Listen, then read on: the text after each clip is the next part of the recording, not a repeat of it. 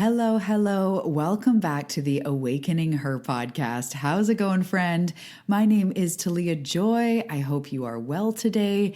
As I am recording, the rain is pouring down. We are on the wet coast, as they call it. I'm on Vancouver Island on the west coast of Canada, and it is a tropical rainforest, but it is because it is rain. Emphasis on the rains. We have these seasons where it definitely is doing that. Today is a pouring day, but we've got a wood fire going. I've got some warm tea. We're good to go. So today we are going into 10 ways that you may be unintentionally holding yourself back. And if you have listened to a few episodes, you get my tone by now, right? I never come in shame. In fact, personally, I kind of close down when mentors, teachers, coaches kind of have that attitude of like, you know what you have to do and you're doing this and stop it. And it kind of feels all like, because often, especially you listening, we often are doing things that we're not aware of. You are very wise. You've been on this self-growth path for a while. You are into self-discovery. And often they're blind spots. They're things that we don't know. So we don't need to shame ourselves, even if you're like, oh my goodness, I've totally been doing that. And I even knew about that. Like, don't go into what's wrong with me because that just adds more. We're just going to talk about it today. We're just going to illuminate it. And I know that I personally have done every single one of these 10 things and have to always remind myself of the way that this works too. So sometimes it feels like no matter how hard we try, that progress is out of reach, or we take 2 steps forward and 3 steps back. And if it feels like you don't know why you're held back, or you feel like you should be experiencing more results by now, they're not roadblocks, they are detours. I always say that, right? A roadblock is just a detour in a different suit. So we are looking at shifting that. Today I'm going to bring up 10 things, and I guarantee you're going to see yourself in at least a couple of them because, again, this is me. I see this in my clients. Literally, if you are human, you are probably experiencing these. So I cannot wait to dive into that. The other thing I want to do before we launch in is invite you to the year-end workshop. I am so excited to be hosting this year's 2024 wrap-up workshop where we process the year, we learn the lessons, we release, we get excited to move forward. We really tune into what our soul is calling us for and what it looks like to live that, map out some action, map out a plan, and it's just going to be so good. I have done one of these workshops for every single year I've been in business. And this is my 9th year. So I've either done 8 or 9. I forget which year I started. But we do this every year. It is such a powerful way to wrap it up. So if you want to join that, the link is below. I'd love to see you in the workshop. It is on Zoom. It's going to mix energetics with coaching and practical tools. It's a workshop, but we're also going to do some energy activation, a little bit of meditation in there, some energy work to really cut through the noise and tune into what is next for you after we process and release this year. So I invite you to that.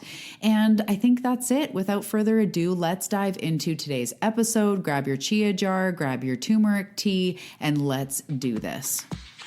Hey, beautiful soul. Welcome to the Awakening Her podcast. I am so grateful that you've been led here, and I'm so excited for you that you're answering the call to manifest more magic in your life. My name is Talia Joy, and I am committed to showing you exactly how to manifest more excitement, ease, success, abundance, confidence, love, and anything else you've been craving. So if you're ready to go on a magical journey of spiritual and self-growth to manifest the life you're meant for, we are now besties. Let's dive in.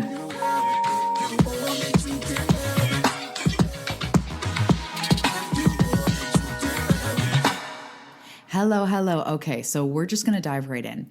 The first thing that we do that holds us back and we don't even realize it is comparing ourselves to others. So if you compare yourself to others, this will create doubt. It will distract you. It will have you running around in circles of like, oh, I should be getting the results they do, or why can they do it and I can't, or comparison, whatever. Comparing yourself to others is poison. So some of you are totally aware. Yep, I do this. Other people, it may be more subtle. I know recently I just had a breakthrough in my own life, like literally a couple weeks ago, where I didn't think I compared myself to others, but what I did realize is I compare myself to the fullest expression of myself. So I'll get really frustrated when it's like, I know that I'm capable and I know what I'm meant for, and I know that I'm here for like transformation in this area, or to transcend this, to heal this, to create this, like, and I'll get so frustrated. So whether you compare yourself to others or compare yourself to some perfect version of yourself, comparing yourself in general is going to kill your life force energy. It is literally poison. It creates self-doubt. It distracts us from our unique journey, and it immediately makes us feel like we're not making enough progress, like we're not where we're supposed to be.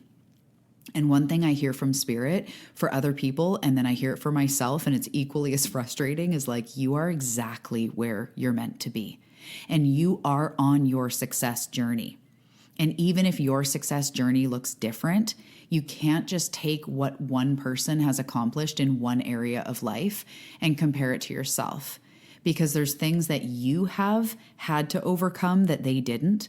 There's things that you have already transcended that they haven't.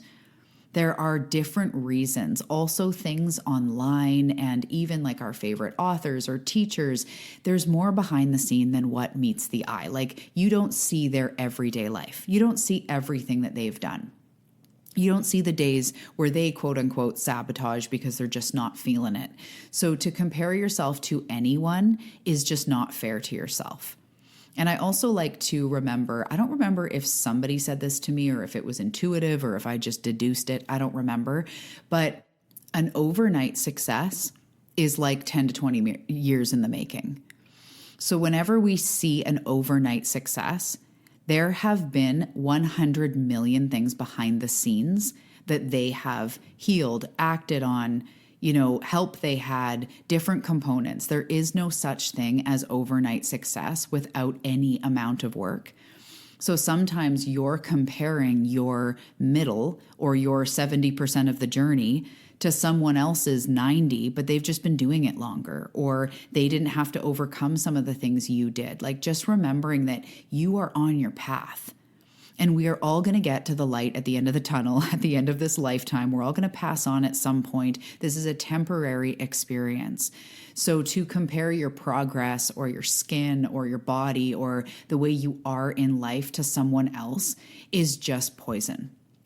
I really feel like, first of all, it's part of our survival. Like, we do this to survive. We want to know how we stack up, and we want to be the strongest. We want to be, get accolades, get love. There's a lot of ways that there are a lot of reasons we do this.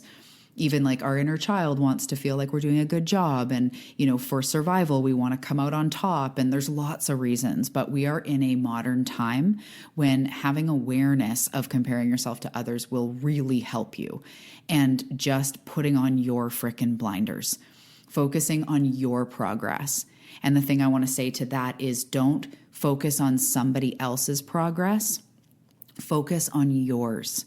Don't compare yourself to somebody else. Compare yourself to you a year ago, to you 5 years ago, and realize you're exactly where you're meant to be. And if someone were to take perfectly positioned photos for Instagram, it could look like you have it all together as well, even if you feel like a mess behind the scenes. That's literally like, I have a love-hate relationship with social media, because it is so just like one snapshot of one moment in time, probably with a filter, probably with the perfect music that makes you feel something. It's not complete total reality.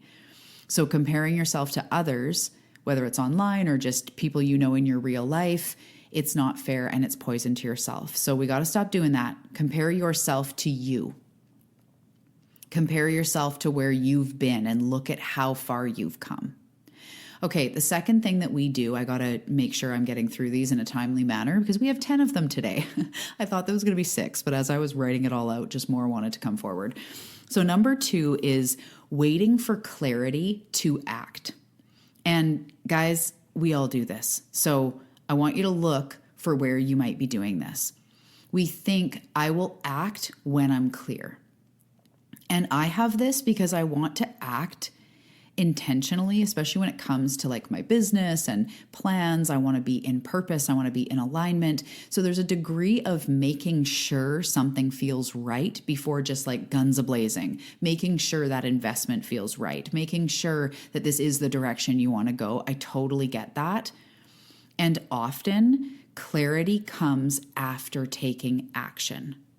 So clarity comes as you start to feel it out. So for example, say you didn't know which degree program to go into. It was two vastly different careers. You don't have to just enroll in one and then realize, oh crap, that wasn't it. And then, oh, I lost $50,000 or whatever.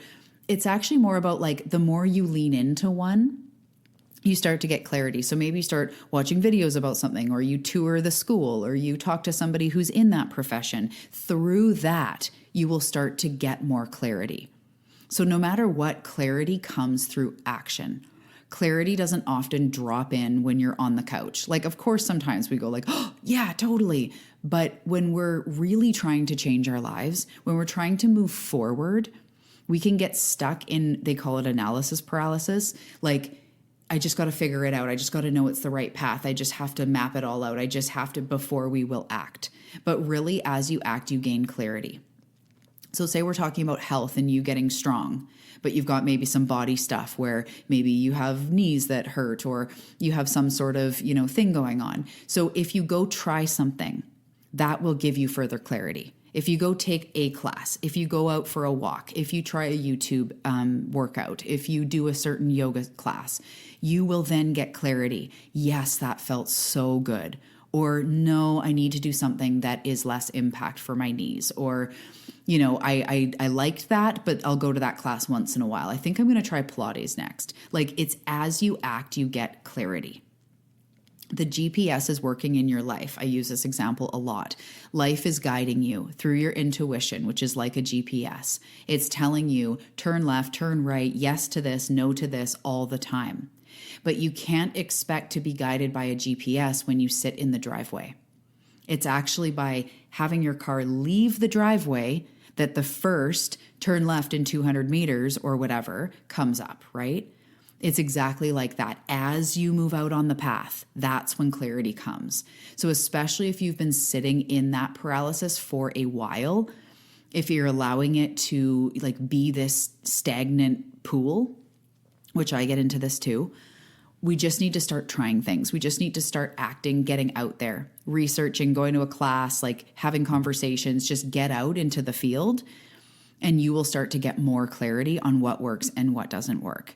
And from that place, you become a good student of life where you tune in and learn to really listen to that inner GPS and go like, yeah, I did like that pottery class, but I think next I want to try this other thing.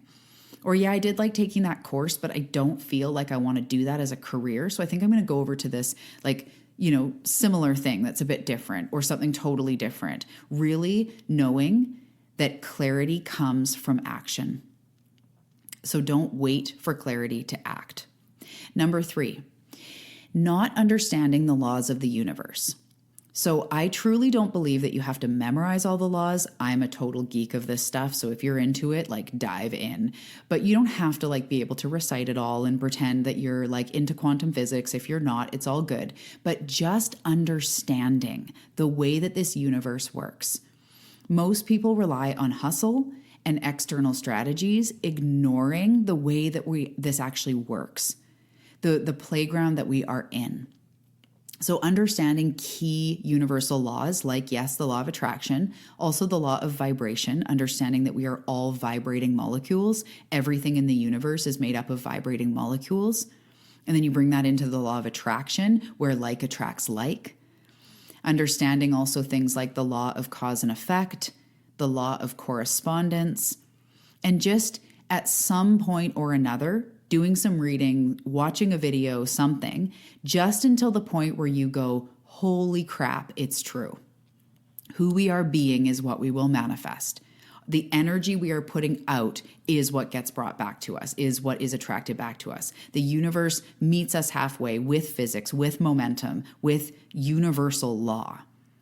And when you understand that, it takes the personal part out of it, meaning it's not personal, but it is a game of vibration. And when we understand who we are being and what we are putting out, and it's not just like, oh, you should be more positive and like shame, right? Oh, you should be more this. You're causing this. You're manifesting this, like that does not help. Shame and guilt does not frickin' help. And I hate when I hear, especially manifestation teachers, I don't say hate a lot, but like I hate when I hear people say, like, you created that. Even when something's going on and teachers will get you to inquire, like, what part of me created this? I get it for introspection. And if you are very fully resourced and knee deep in the work and you get what that means in a sacred way, sure. But no amount of like, this is your fault is ever going to help. We need to just understand the laws. It makes it so not personal. It's not about you doing a good or bad job. It's just understanding the external forces that are going on that make nature work. It's how reality works. It's not just you and what you're doing or not doing. So the third thing that we may be doing without realizing it is we don't understand the universal laws. And so I want to, if you want to look this up, I would just I'm trying to think of like where would be a good resource, but you could just start by Googling the universal laws or the laws of the universe that correspond with manifestation, or the laws of the universe manifestation. And you'll see pages come up that go like the 12 laws you need to know, or the 15 or the 10, and just reading through the law of cause and effect, the law of correspondence, the law of oneness, the law of polarity, the law of attraction, law of vibration. These really help us to just get the way physics works and get the way that our energy works. Okay, number 4, and I say this with love. And as I just said about like I hate when coaches are like harsh and shamey, I'm not intending to be shamey. Okay, so number 4 is the victim mindset / not taking responsibility. And this can be tough. It kind of also comes into like waiting to be clear to act. There's a time and a place when we need to just take responsibility of creating the life that we desire. So I'm not saying take responsibility of like all this dumb shit you've done or all the crazy this. Like, again, it's not shame, but it's saying I'm in charge of my vibration. I am in charge of how much joy I feel. And when we become a victim, and some really common ones that happen are, and they happen again very unintentionally, but we go, I can't be abundant in this economy. Or I was never taught this, so I can't do it. Or my parents did something that like now my fate is because of what they did, and there's nothing I can do to fix it. Of course, we can't change what happened in the past. But when we stay a victim to anything outside ourselves, we are really just holding ourselves back. And you may not have been taught something, but now you can learn. Or there are people everywhere that are millionaires and bajillionaires, no matter what the climate. When some things in the economy go down, other things go up. So it's not a 100% law all the time that you can't be this because of this. This is what, and not everybody is meant for this path, but this is to me what it means: self-mastery, life mastery, becoming the deliberate creator. I am not a victim of anything, of my parents, of the economy, of being a woman, or having certain disadvantages, or being this or being that. When we let it hold us back, we hold ourselves in that vibration. So even sometimes people go like, I couldn't do an online business because I don't know social media. That's even in a way being a victim, not taking responsibility. I've seen so many clients that just need to learn, okay, how do I start an Instagram? How do I post a reel? What does it mean to have a podcast? And you can Google it. You can just very even basically learn, right? So when we start to take responsibility for our lives, when we realize that nobody, including the universe, can come up and save us, and we have to be the one to walk ourselves there. There's even things like big projects that I have that I want to do that I'm kind of like either waiting for clarity or like waiting until I meet some connections and then it'll help me. And I just, at some point, the day comes when the risk to remain tight in a bud is more than the risk it takes to blossom. And we say, F it. I am the one in charge of my health. I am the one in charge of my mind. To believe that we can't do something because of something else holds us stuck, and it's just not true. There are people that have gotten fit while being in a wheelchair, or people that have learn something even though they were never taught it, and maybe even have like a neurodivergence, what they would call a learning disability, some reason why they don't think they can. There was a guy on the podcast, the episode's going to come out in December, that was dyslexic and was told that he wouldn't be able to read well, had a hard time reading, but eventually learned that that was a limitation and trained himself. He just realized he had a different style of learning. And now he speed reads, and he was told he couldn't, right? So there is a time and place when we cannot blame our circumstances on others because it keeps us powerless, or circumstances that are out of our control, right? So often, and why this happens is because it's easier to stay stuck than to face hard truths and take responsibility. No human loves taking responsibility. I have a really hard time saying sorry or looking at certain things I do. But this is part of putting on your big girl pants, your seeker pants, your expanded human pants, and realizing I can do anything that I put my mind to. There must be a way. So one of the things we do is we stay in victim mindset, even when it's very subtle, and we don't take responsibility. Reclaim your power to change, to shift, to manifest. I want to put my fist up and go, woo! Okay, number 5, subtle negativity. So everybody in my community, my clients that come to me, positive people, generally can always see the bright side, even when they're struggling, that you have a deeper understanding, right? But sometimes, and I know I can have this, where it comes out like subtle negativity, subtle like, of course this happens, or I never get enough time, or no matter what I do, or, just frumpiness. And I'm not talking just a normal bad mood. Everybody has that. We fluctuate all the time, right? But it's persistent, subtle negative thoughts about like, I can never do this. There's no way I can. We just get into that subtle negativity. Our vibration starts to tank, and it limits our potential. It limits to what we are open and available to. So this makes us focus on our problems rather than possibilities. Focus on what we don't have rather than what's possible. And the future is happening in the future, forward, not backward.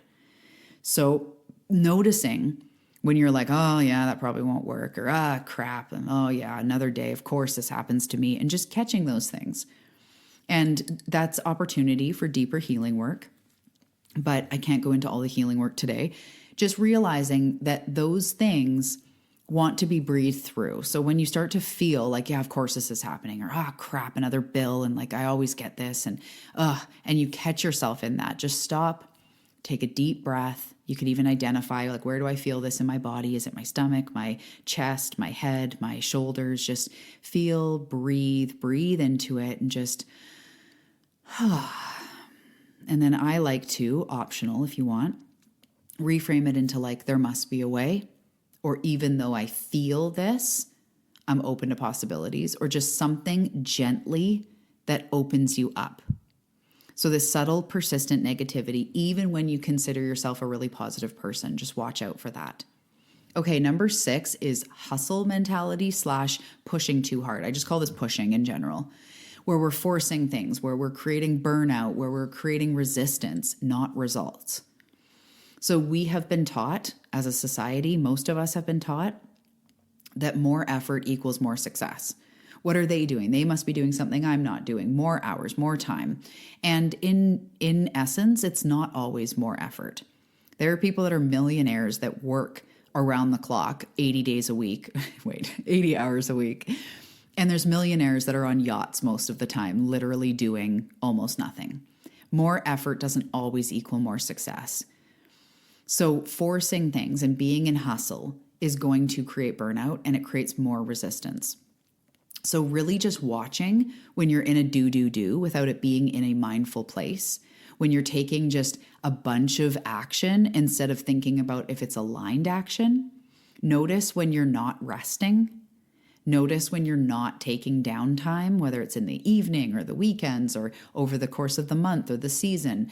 Are you pushing too hard? Yes, we know you're a hard worker, but are you pushing too hard? So sometimes we get into this where we just are in that hustle, and sometimes it can even be inside our head. Like, I got to figure this out. What do I need to do? Oh my God. And that's pushing. It's just in our mind.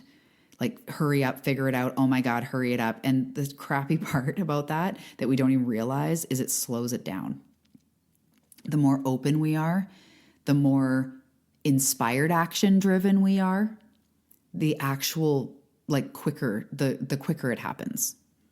But because we get desperate, because we literally have like a bill due here, or we need to make this money there, or this thing is happening like now, we feel that urgency, and that creates more urgency. It creates more stress. It creates more resistance. So just being aware when you're not resting, when you're not taking space, when you're maybe not taking aligned actions, just doing a bunch of stuff, or when you're feeling like you have to work hard for success, and more effort equals better.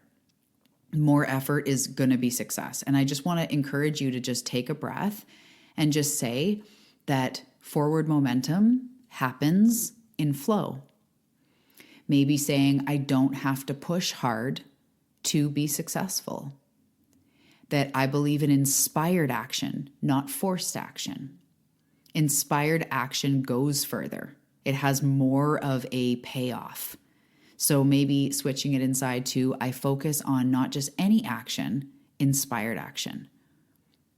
Okay, number 7, and this is such a good one.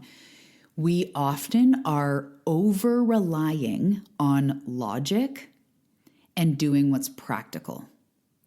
So we're driven by this, right? Pick a practical job, pick a reliable career. We need benefits. We need this, we need that. And I believe in taking care of ourselves. I have 3 children. I get that we want to be safe and secure. It's not about that. But we overly rely on what we should do, on what's logical and what's practical. And I just want to say, if you are always doing what's practical, you are going to receive practical, logical results. But if you're here for a life that is anything but logical, anything but practical, a life that you experience magic and fulfillment and excitement and surprise and abundance and thriving, we cannot rely on only practical. Practical feels like the safe job that you hate your whole life just so that you can have a small amount of retirement money at the end. Barf. I want to make sure that I'm taken care of, yes, but I want a life of magic. I want a life of expression. I want a life of believing it's possible, of seeing myself on that vacation and then living it, seeing myself on stages and then creating it. I don't want practical. Because very few people, blah, blah, blah, make it to this, or in this economy, it's hard to get blah, blah, blah. That's practical. That's logical. I don't want it. It feels boring. So I just want to say here, we do want to look after ourselves. I'm not saying quit your job and just start painting and putting it out on the street and hoping you can make your mortgage in a month. We do have to mind the physical because we care about ourselves. We care about our well-being. We care about having a roof over our head, etc. But in our mind, in our head, we want to lean into magic, into possibility. Practicality leads to safe. And that's different than trusting your inner guidance. That's different and is disconnected from your intuition and inspired action. When we look at what's practical, think of a diet, think of a way of eating. Like, what do people say to do? They say eat more vegetables and, eat fish, and maybe you could follow like a diet and you could do this and that. That may work for some, but it may not work for all. You don't just want to do what they say to do, right? Logic keeps you small, keeps you safe. Practical keeps you small, keeps you safe. So we need to balance looking after myself in this physical world. We don't ignore our jobs or ignore our taxes or ignore needing to make money, but we balance the two with, okay, right now I'm in this job that I'm becoming aware I don't super love. What if something wild and crazy and fun was next? Where could I put my energy to try to find a new career that lights me up? So it doesn't mean just putting yourself in danger. I just want to be really clear about that. But we just don't want to make every decision on what's logical, what's practical, when something is burning in your heart that is so beyond practical. That's why we don't do it, because it feels too out there. It's too big. It's too magical. It's too expansive.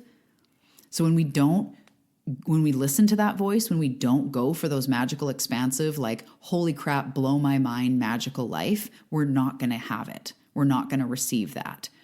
So over-reliance on logical, on practical, on what you should do will hold you back, because Spirit is delivering some pretty wild and crazy ideas to you, right? The fullest expression of who you are is more than you can imagine. So to get the miracles, to get the over-the-top synchronicities and blessings, we have to think beyond logic and practicality. We want to start thinking, you know, it would be fun.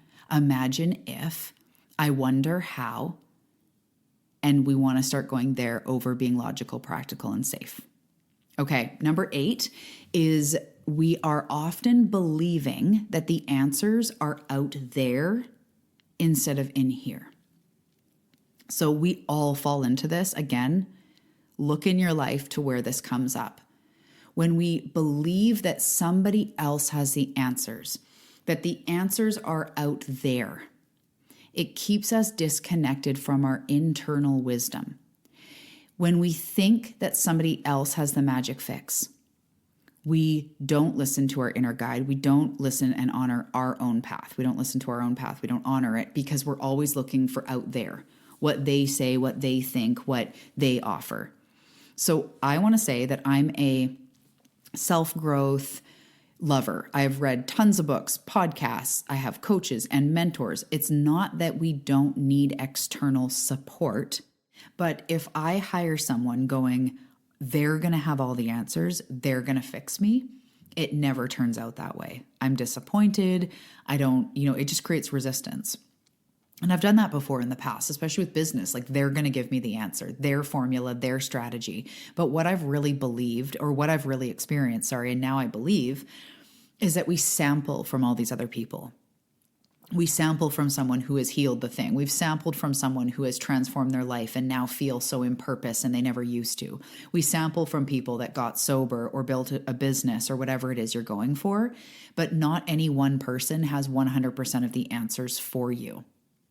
So it comes into a lot of the other things we're talking about, right? So if you were to get healthy and somebody else says, hey, I did this, I ate this, I worked out here, and you try it, it may not be exactly your plan, but you may take something from it and go, you know what? I loved that egg recipe and I loved how that person got up at 6 a.m. and just moved their body for 10 minutes. That's really something I've held with me.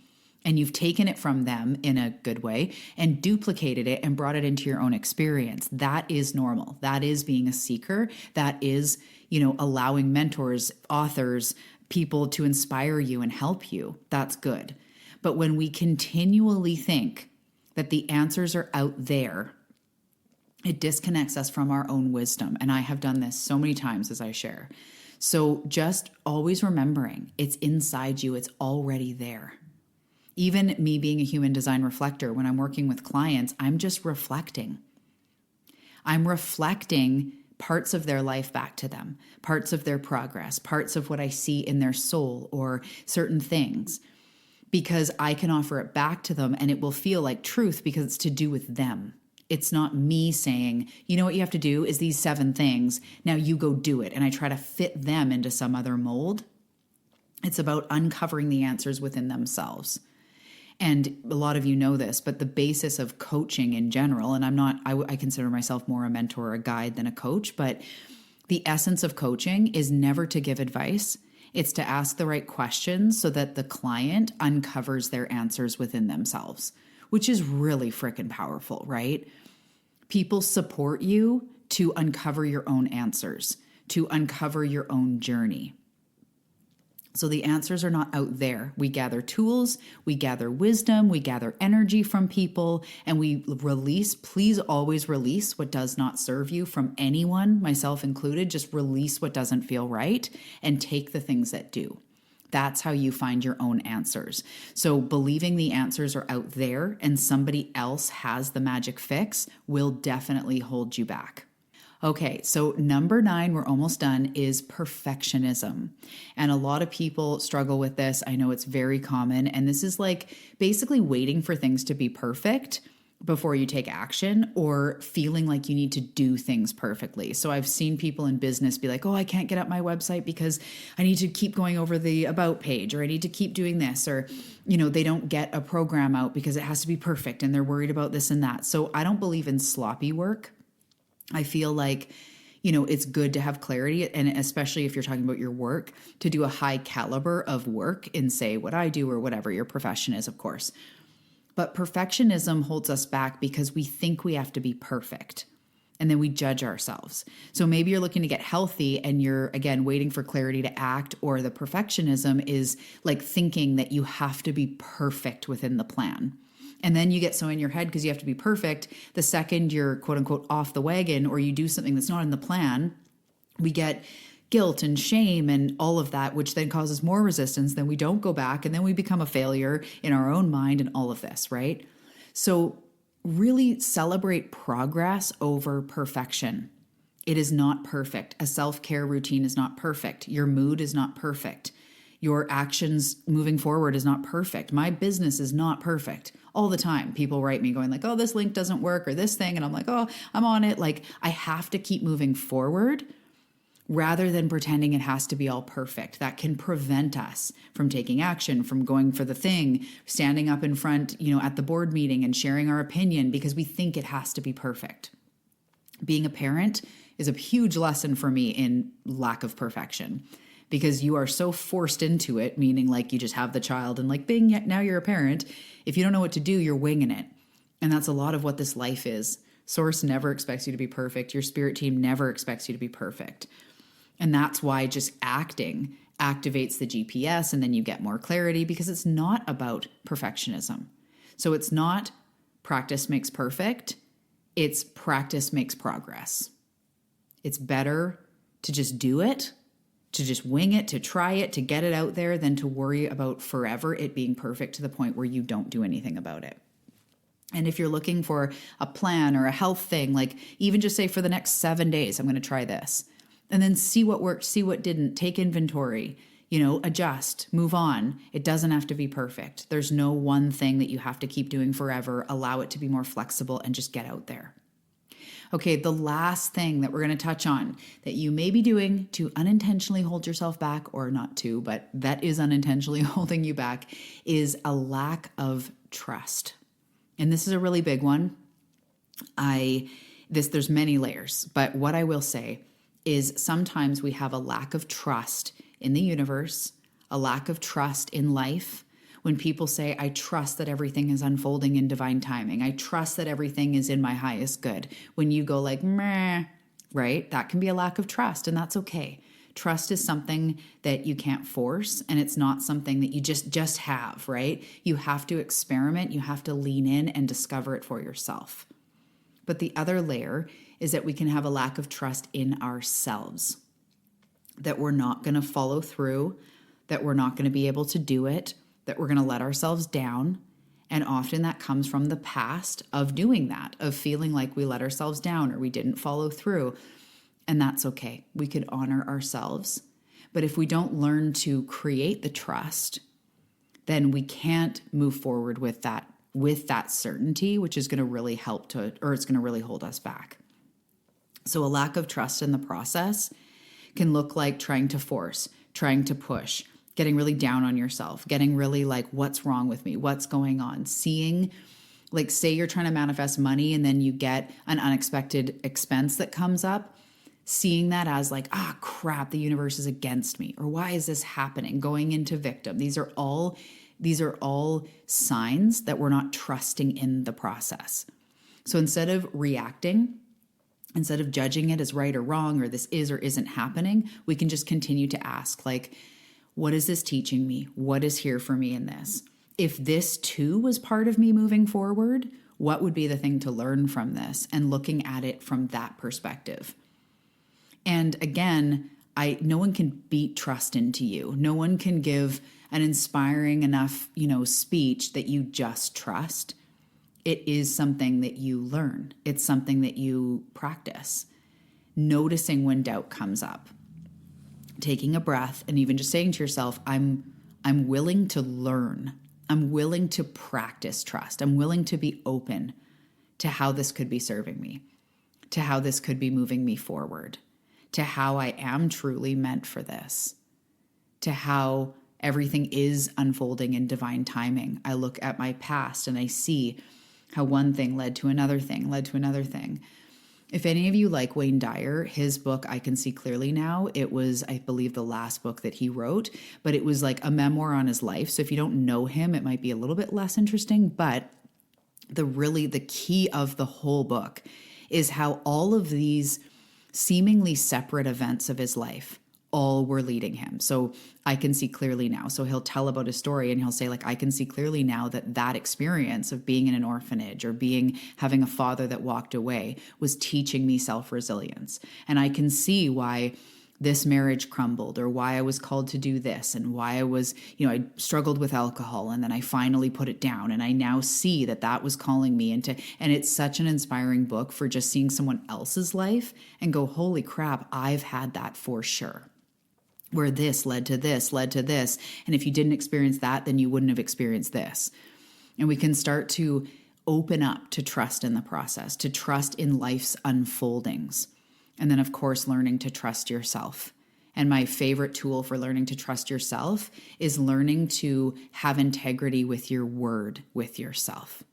So saying to yourself, and I've done this with clients before, I don't have to promise anything, but everything I promise, I'm going to keep. So when you say to yourself, today I'm going to drink more water, come anything that comes your way, you will drink more water. Right now, you will chug it. Before bed, you will chug it if you forgot. Like, no matter what, you have to keep your word to yourself, but you don't have to dish out any actual promises. You're the one choosing the promises, and when you promise it, you hold it. And that was a big wake-up call for me, because I would always say, like, today I'm going to do this, and then, I didn't get to it, and tomorrow I'm going to do that, and Monday I'm going to do that. And I learned that was causing a lack of trust in myself because I didn't really mean it. But when I said, no one's making me promise anything, so I don't have to promise anything, but what I do promise, I must keep. And that was its own, challenge for myself, to learn to trust myself, to learn to show up for myself.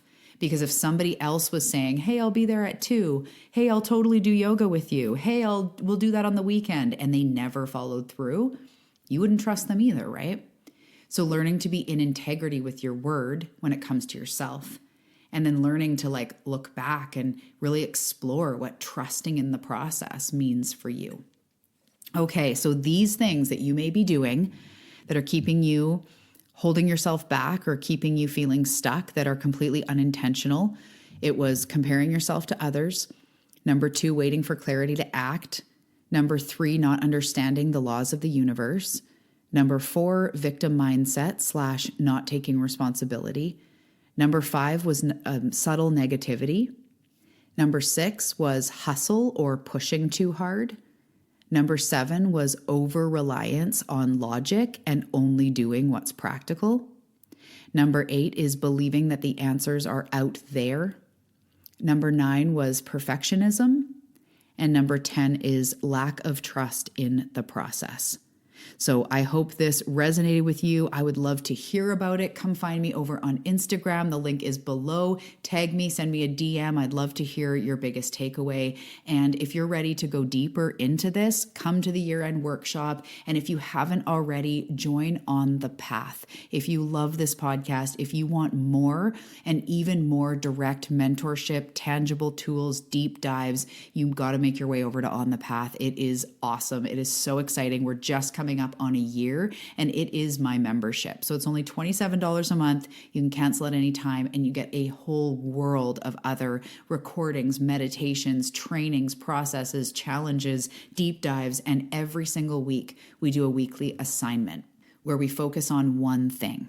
We might be writing out evidence of our success. We might be focusing on taking inspired action. We just did creating an altar. Sometimes it's self-love. Sometimes it's nervous system regulation. We focus on one thing each week to move forward on the path. I got your back. If you're here for transformation, manifestation, and radical change, definitely continue tuning in here to the Awakening Her podcast, as well as joining On the Path. And with that, I'm out. I will see you in the next episode.